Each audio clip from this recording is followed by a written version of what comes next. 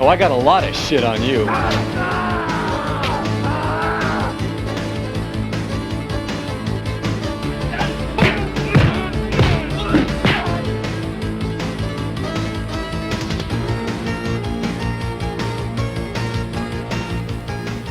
Bingo.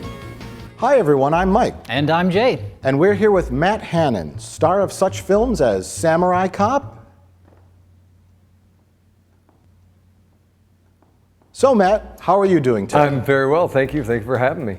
Now, you were the star of Samurai Cop. Yes. We've been Guilty. We've been big fans of Samurai Cop. We talked about it in one of the very first episodes of our show, Half in the Bag, in 2011. Someone hasn't seen Samurai Cop before. And you can show them one scene from it to show how amazing this film is. What would that scene be? At the time, we didn't know. I didn't see there wasn't a lot of information about it online. It seems to, in the last couple of years, kind of grown as far as a cult movie goes. Yeah. And when we first saw it, we had lots and lots of questions.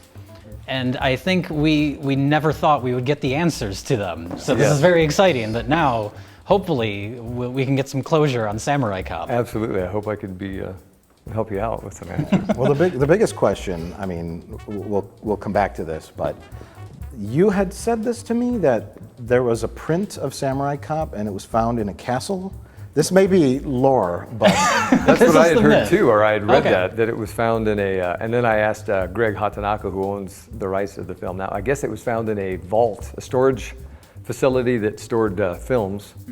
And Greg, or a friend of his, just happened to come upon the actual 35 millimeter print that was just sitting there stored away. I think Amir might have just taken all of his old stuff and thrown it in a storage locker, and that's what I heard of where it came from. I like the other one better though. In Yeah, let's just pretend it was found in a castle Yeah, somewhere. because that makes it a little bit more. like found like by Indiana Yeah, Jones. like a treasure. Exactly, this treasure has been. But yeah, that was what I found. He put an equally weighted bag of sand. Where the Samurai Cop print was. Before getting into the production of the movie, how did you get started in Hollywood and acting? I grew up in Portland, Oregon, did the usual route, studied drama and all that, and had gotten to a certain point, and then had a family-owned video store, and being around the movies and all that, and then I thought, you know what, I'm going to make that big jump and head to LA and become a big star. Was Samurai Cop your first acting gig, or did you do smaller parts and other things first? Or No, that was the second film I did. I had done nothing prior to that, no commercial work, no nothing. I did a film in November of '89 called American Revenge. I should have killed you myself. Yeah, right. This time, I will. What Come on,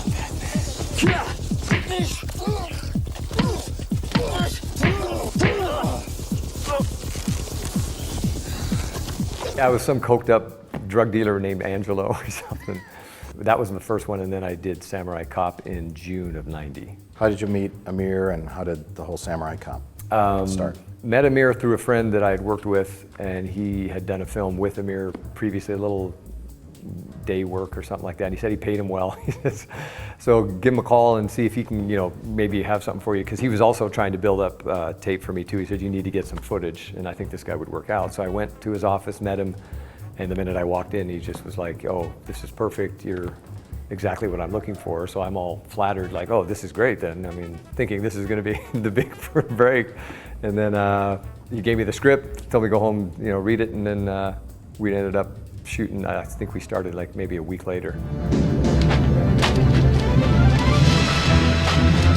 So what were your thoughts upon initially reading the script to Samurai Cop? Initial thoughts when I read it, it did seem to me like it was a Lethal Weapon kind of low budget ripoff. And then reading through the dialogue, I knew that some of that was going to have to be changed just because of Amir's Iranian accent, and then phrases and verbiage is a little off. So I asked him if I could change things to make it sound more like what I would say, and he said, oh yeah, absolutely, absolutely, no problem. But as we know, later on that didn't happen. And yeah, this is the land of opportunity for legitimate business, not for death merchants who distribute drugs to our children through schools and on the streets. I mean, it was a good read, and I just thought, oh, good. I kept thinking, oh, I'm in this page. Okay, I'm here. So it looked like I would be throughout the whole movie. So I thought, oh, okay, this is good footage. I'll probably be able to. You're the lead. You're the Yeah, I Samurai know, but Cop. you never know. Do I come in the first act or the second? But it looked like from start to finish, there I was. So it worked out. My training was mostly in the bodyguard work that I had done was more or less than what I've explained in other interviews, was more what MMA is today. Stay back. This guy's mine. When it came time for the movie, I told Amir, I don't have any weapons samurai training. And he's, oh, don't worry, I will make it look good. So we literally, with Gerald was the one that choreographed most of our fight scenes. Some of the guys that I do fight scenes with, up in that nightclub, whoever was there that was trained in, we would just come up with something really quick. It was literally 15, 20 minutes rehearsal and put it up there. That's why it looks so fantastic. But yeah, the samurai thing, I had a problem with that just because I thought it was stupid the way that Amir was shooting it with the swords clanking. And poor Gerald Nakamura was just over there going, you know, he's an Aikido master. And related to that, what does katana mean? Oh, it means Japanese sword. What does katana mean? It means Japanese sword. Any history in stunts, doing stunt work or? No. We were curious about that because there's a great scene in the movie where there's a van chase and then eventually a guy runs out of the van on fire. Yes. And on camera, you and Mark Fraser put the guy out.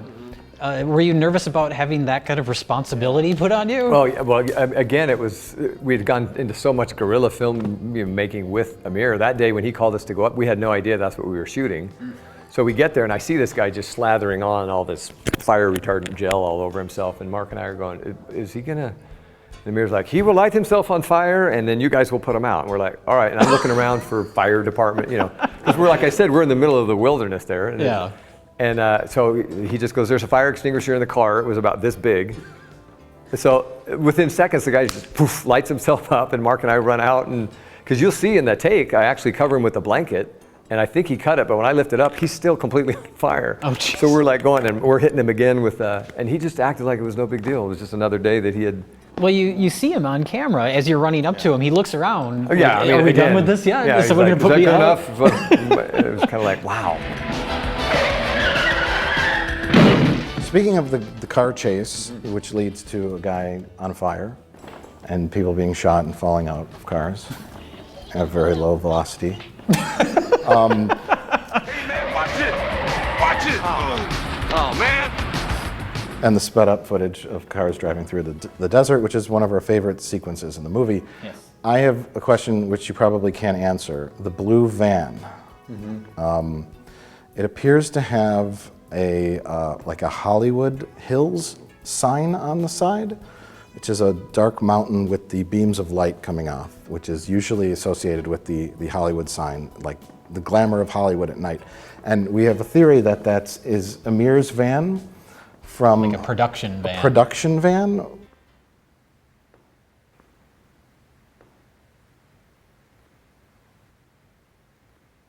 Well, also, somewhat related, we're always curious about Amir's choice of locations. Like we thought, oh, is that his van? Is that his production van or something? And there's a sequence in Samurai Cop where we've never been able to figure out what's going on. You're like in an editing bay and you're looking at film. We're like, why is he here? What is he doing there? Yeah. There's like an old man who looks like Walt Disney. Yeah, that's what I called him, Walt Disney. And you guys are looking at film footage. Yeah. And then Apparently it's some mafia.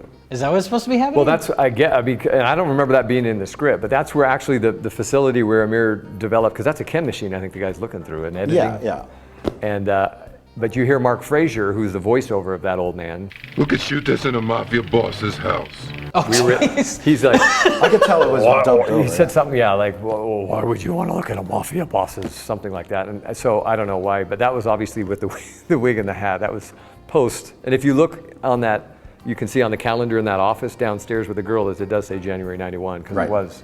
And I'd already had my hair cut short. It was next to the Roger Rabbit poster. Yeah, and I forget that guy's name. That's probably where, and I'm thinking that's the facility that had the storage vault. That's maybe where they okay. found the negative of Samurai Cop. I believe, and that's just stories that I keep hearing as Was we that go just along. Hollywood Royal Pictures? Was that their? That was Amir's movie. That wasn't that facility. So was that a case of just Amir saying, we have this location already, Yes. we'll just shoot the scene here? And they used that same scene and that same office in Killing American Style. Joe Brown or Joe. Oh, Joe Brown, yeah. Yeah, that's his police station. That same. It's just a reverse angle. So Okay. that's the same. And so Amir had a knack for just using same locations. But wait, that place was an ice cream truck storage facility. No, not that place. No, when Joe Brown's office when is you see the, him, yeah, police and officer. he gets a call and he's Yeah, like, yeah. all right, I'll handle this for you. But that's the same thing. Amir's point of view was this way, and then Killing Amir, so What that's can how you Amir tell us thought. about the ice cream truck storage? I don't know. What was that? Where was that? Oh, yeah, I did see that There's in that 38 one. ice cream trucks, and then that's That's also. not in Samurai Cop. And that was where the I big, figured he might know.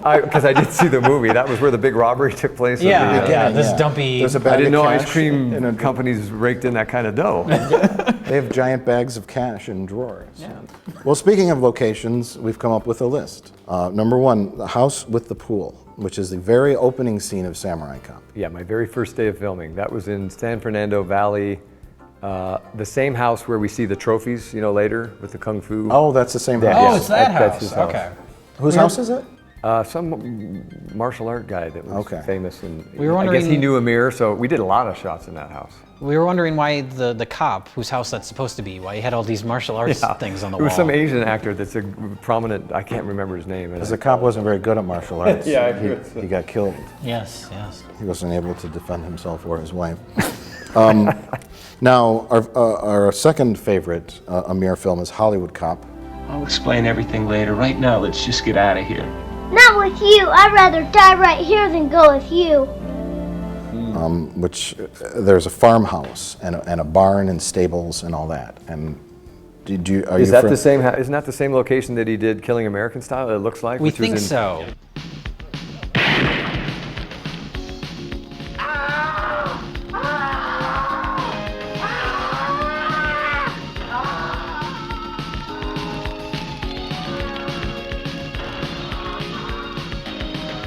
We were wondering if that was his house or. No, I think it was a friend of his. Yeah, a lot of locations were friends of his. The farmhouse with the horses and the barn, is that the same as the log cabin where the shootout happens at the end of Samurai Cop? No, that's different. Yeah, that's San Fernando Valley. Clearing up a lot of things here. This is good. Yeah, and then Samurai Cop's beach house where he brings out the chocolate cake.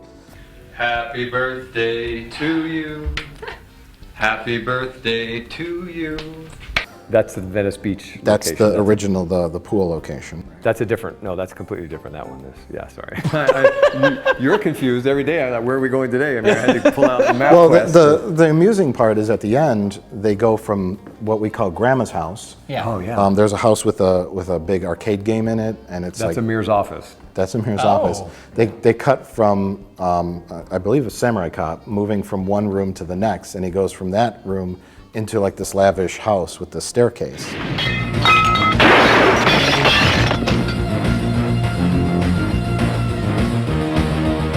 Yeah, when you confront Fujiyama, it's clearly not the same location from shot to shot. Yeah, that house that we do the piano in is the house in the very opening scene where they have their when there's a tennis court in the background.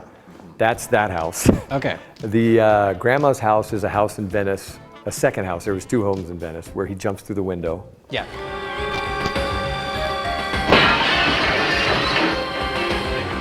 And then the beach house where I bring Jennifer right after church when I say, let me show you around my place.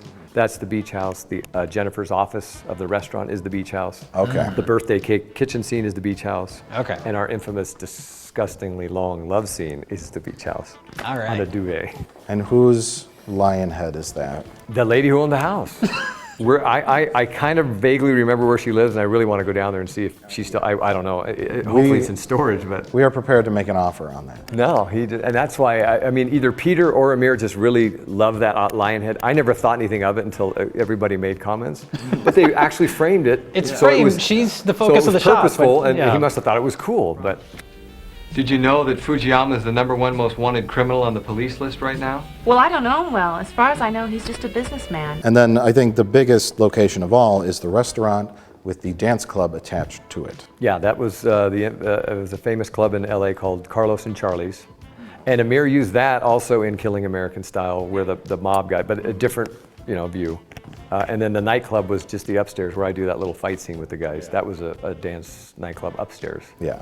By the way, what's an all-American girl like you doing with a geek like this?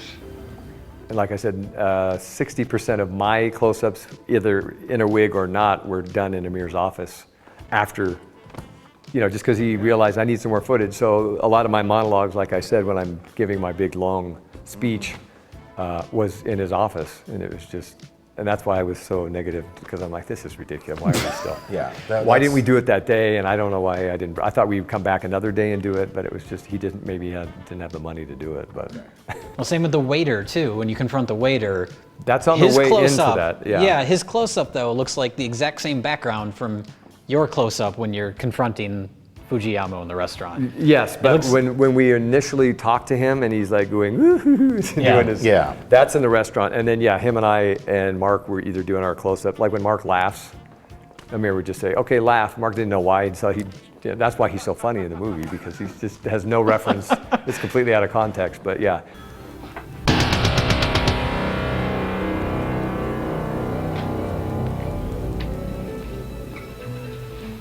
Amir would just call people in, whatever he was missing, he would just shoot it at his house. I like to picture it as just an assembly line where he just keeps rolling. It's just that one angle. Get an actor in, say those lines. Next actor basically comes what it was. That's how you used to shoot movies. It is. When I was 18, was there a shooting schedule, or did you every day you weren't sure what you were doing? No, yeah, every day. He just wanted to make sure everybody knew their lines, which I, had to remember those lines. Now I'm telling these motherfuckers that if they continue killing our children to make their precious millions that they deposit in their secret Swiss bank accounts. Yeah, every day was just, he would call us ahead of time and say, okay, tomorrow we're going to meet at this location, and we really didn't know what would be going on there. So that's basically all the notice we had was just, here's where we're going to be, and then just know your lines. One take. Well, it seems there's this restaurant. There was not multiple takes of anything? No, never. That's why it's all shit. Even during the fight scene when the wig pops off, wouldn't he say, maybe we should do another take of that? I don't know. I thought the same thing. Why he didn't cut it just a split second sooner? I mean, did you say, hey, my wig came off? No, we just knew. I mean, Amir would come over and pick it up, dust it off, and put it back on. I mean, I was so frustrated. You guys have no idea. It was just like, I can't fucking believe it. Well, let's talk about the wig. The wig in the room. Because we're talking about production schedule, and is that the reason the wig exists? Because there was no schedule, and you just got your hair cut, and then you showed up on set, and we're filming?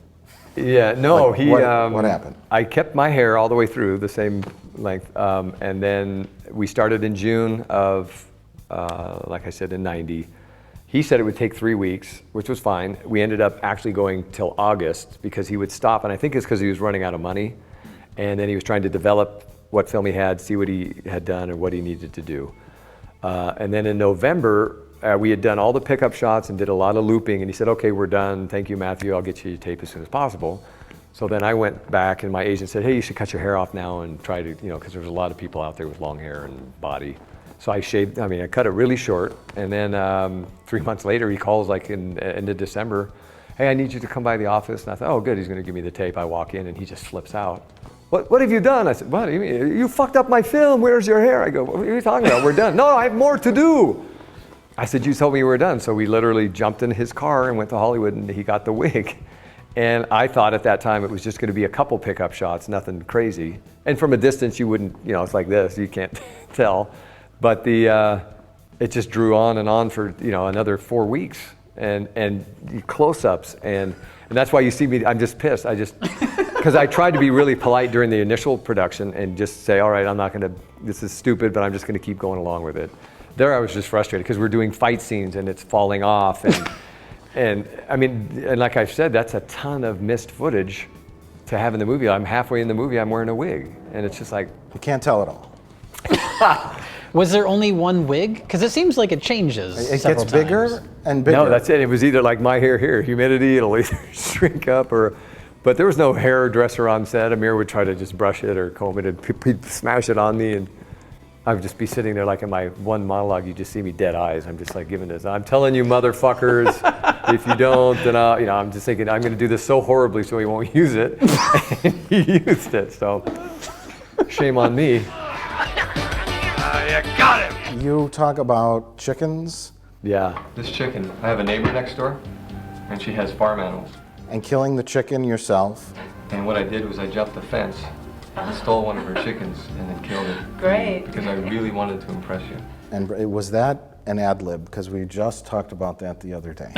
Can you answer that? That was. It wasn't That ad-lib. wasn't ad lib. Yeah, and I have to admit that, which I should be going, oh no, that was I could just push it right off on Amir. No, that was his script. That was me and Janice, because Amir said, I need a scene with you, bring her a birthday cake, and think of something to say.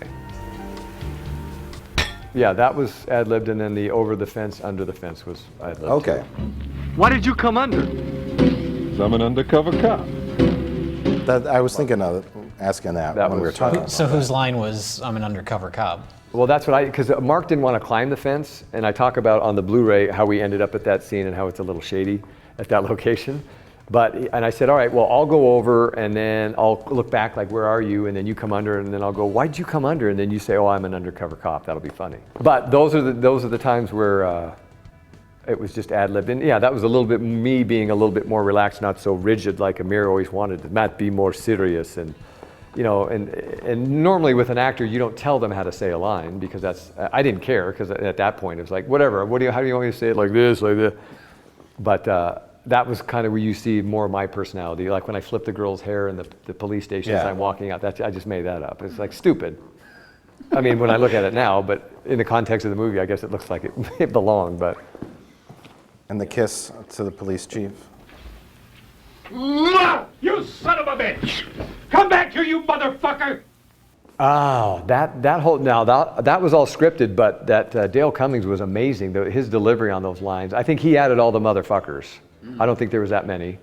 And then the long, get out of here, and then the pause. And I believe he was waiting for Amir to say cut as a professional, and he didn't. So then he just stayed with it.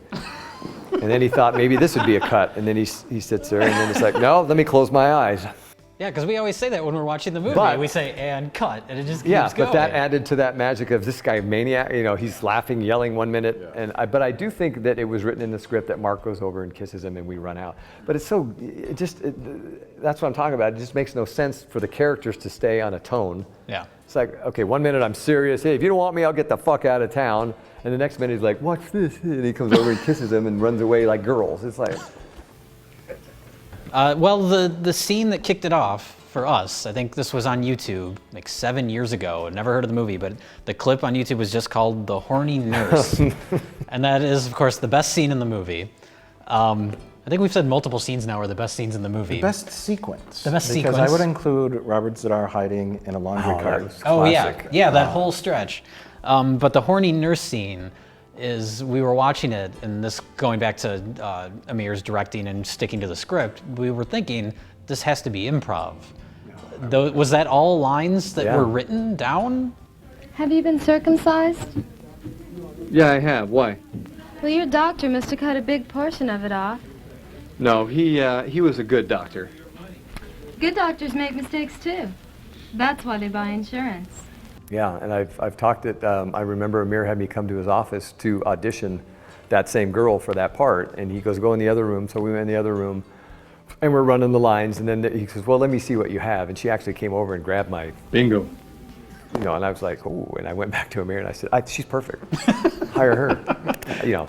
But I kept telling, I go, this is kind of stupid. And my whole thing was, because I was being a thespian, was, why is this guy flirting and screwing the helicopter, Melissa, if he's really in love with Jennifer, and now he's flirting with this nurse, and he goes, oh, this is good, this is funny. And it was written exactly the way he had it. And she and I just sat there and gave the lines. Would you like to go out with me? Yes, I would. Would you like to fuck me? Exactly as it was written. And that was a weird location, because that day we had just popped into it was a urgent care facility that Amir had BS'd his way into. But yeah, and the dentist, that's why that dentist in the background is there. We were curious it about explains that. kind of, and then the baby blue room. But yeah, we shot all that there, but it was verbatim. It was just so dumb. Did he ever give any sort of direction? Like say it more like this? No. Well, sometimes with me, he would either have me talk lower or louder if he didn't have body mics. But in that scene, I think we still had some money, and there was a guy there.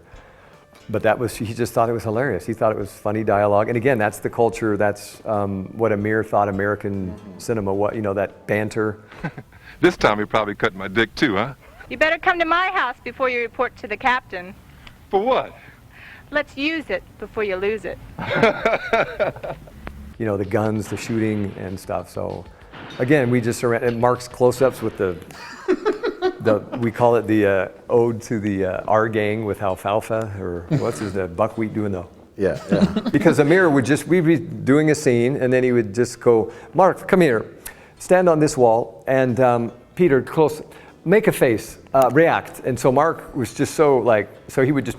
Not even tell him what he's reacting to? He'd break the fourth wall. There's probably 3 people that break the fourth wall. The nurse does in that scene just before, when she says, no way, his lips are burned, she looks right at the camera. Oh, I didn't Mark even looks notice right that. at the camera, and then there was one other one. He looks at the camera twice. Mark a couple times, And the with the police chief or the captain or whatever, and after the undercover cop line, when he's crawling under the fence. Yes. He looks right at the looking camera. at the distance. I mean, when somebody pulled in. And again, that comes from Mark's stage training, and I think at that time we knew that it was farcical, and I think he just forgot that you can't, look at the, because he was, making like, when you look to the camera, like, really? That's kind of what he was doing, like, you really want me to, but he was just making these crazy faces, and it was just, I was cracking up, and half the time he tried to just make me laugh, but. Was there ever a case of doing something on camera that you knew was horrible just to see if you could get away with it? Well, to see if Amir would do that was mine with my hands when I would fight. If you look in some of the close-ups. Yes, we noticed that. I started doing that for, there was another martial art guy that was on set, so I'd be doing it with him, or I did the Elvis Presley, or I think when she's in the helicopter, I'll see you back at your place, baby, this. I'll see you back at your place.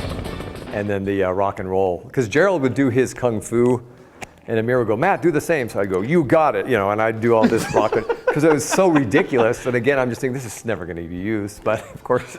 It's all in there. So a lot of, and that's disrespectful to Amir. I shouldn't have done that, but of course now it's on film forever too. But out of context, it's like, what the hell is he doing? And what is no one punches like this. And, so that's a good way to break your thumb. Oh yeah, exactly. That was the whole thing, because I thought, because we would actually rehearse those scenes, Gerald and I thought, this is so shitty, we haven't had time. And he's a master in what he did.